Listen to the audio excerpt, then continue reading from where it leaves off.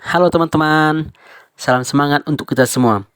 Perkenalkan, nama saya Lipinus Lubiga Tarigan, SAG, peserta Latsar CPNS tahun 2021 dari Angkatan 58 Kelompok 3. Pada kesempatan kali ini, saya akan memaparkan penerapan nilai-nilai dasar ASN, yaitu anti korupsi di unit kerja saya. Dari dahulu mungkin kita dan pasti sudah pernah atau bahkan sering mendengar dan mungkin melihat kasus-kasus korupsi di negara kita atau mungkin juga di sekitar kita. Banyak upaya yang telah dilakukan pemerintah beserta pejabat-pejabat yang terkait untuk memberantas korupsi tersebut. Namun, harus kita akui bahwa sampai saat ini berita-berita korupsi masih saja bermunculan, yang artinya bahwa korupsi itu belum terberantas. Baik, sebelumnya perlu kita ketahui makna korupsi. Secara umum, korupsi adalah semua tindakan yang tidak jujur dengan memanfaatkan jabatan atau kuasa yang dimiliki untuk mendapatkan keuntungan pribadi atau orang lain. Anti korupsi memiliki beberapa nilai-nilai yang mendasar.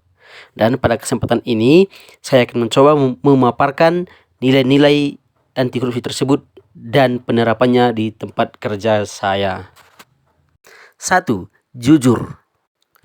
Jujur adalah suatu perilaku manusia yang didasarkan pada upaya untuk menjadikan dirinya sebagai orang yang bisa dipercaya dalam perkataan, tindakan, maupun pekerjaan. Contohnya, membuat laporan tugas sesuai dengan apa yang telah kita kerjakan. Yang kedua ialah peduli.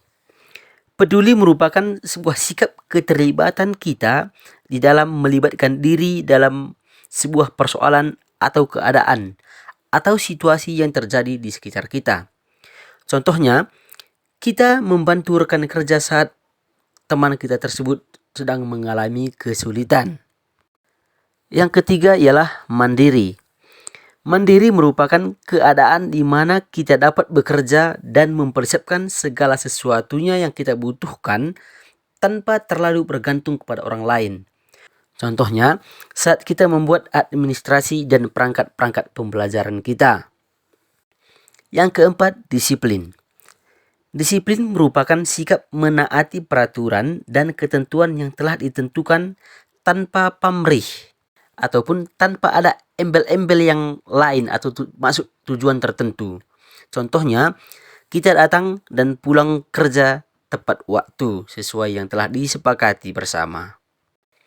Yang kelima adalah tanggung jawab. Tanggung jawab merupakan kesadaran seseorang akan kewajiban untuk menanggung segala akibat dari sesuatu hal yang telah dilakukannya. Contohnya, kita sebagai seorang guru tentu harus siap dan menerima akibat dari pekerjaan dan jabatan kita. Seperti harus melengkapi perangkat-perangkat pembelajaran, harus bisa menjadi contoh yang baik bagi para peserta didik, dan yang lain-lain. Keenam, bekerja keras. Bekerja keras untuk melakukan sesuatu tanpa batas dan tidak mudah menyerah.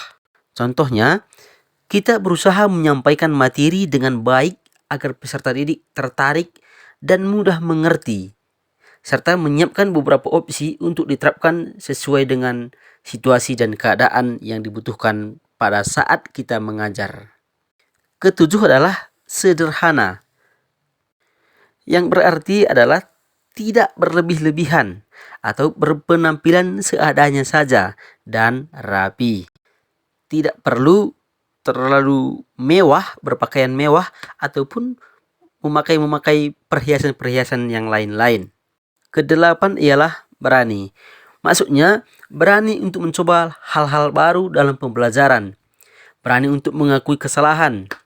Contohnya saat kita mendapat teguran karena penyampaian kita kurang menarik saat mengajar, kita harusnya siap menerima dan mengakui kekurangan kita serta siap memperbaharui cara-cara penyampaian materi kita kepada peserta didik. Kesembilan ialah adil. Adil berarti seimbang atau tidak berat sebelah dan tidak berpihak karena sesuatu hal atau kepada seseorang.